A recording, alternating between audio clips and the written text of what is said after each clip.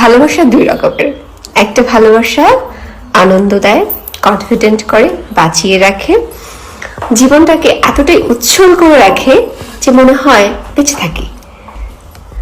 আরেকটা ভালোবাসা হচ্ছে অনিরাপদ করে, জীবনটাকে ডিস্ট্রয় করে দেয় এবং আনন্দগুলোকে কেড়ে নেয়, বিভৎস করে ফেলে।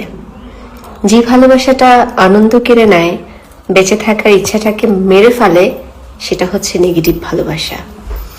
আর যে ভালোবাসাটা আনন্দ দেয়, বাঁচিয়ে রাখে, কনফিডেন্ট করে, সুখকর মনোভাব রাখে, সেই ভালোবাসাটা হচ্ছে পজিটিভ ভালোবাসা।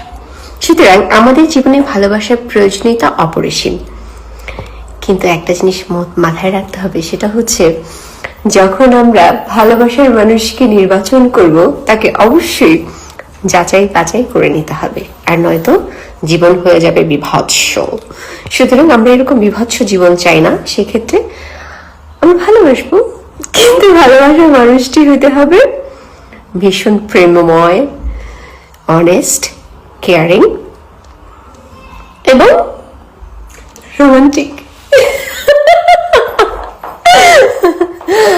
আচ্ছা, সেটা হচ্ছে আমি এই কথাগুলো বলছি কারণে যে বাংলাদেশে এই মুহূর্তে দেখছেন যে আত্মহত্যার হার বেড়ে গেছে, জীবনের প্রতি মানুষের ইচ্ছা মরে গেছে। সেই ইচ্ছাকে জাগ্রত করার জন্য নরনারীর যে প্রেম, আমি এটার কথাই বলছি কারণ নরনারীর প্রেমই হচ্ছে একজন আরেকজনকে মেরে ফেলার জন্য যথেষ্ট এবং আরেকজন আরেকজনকে বাঁচিয়ে রাখার জন্য যথেষ্ট।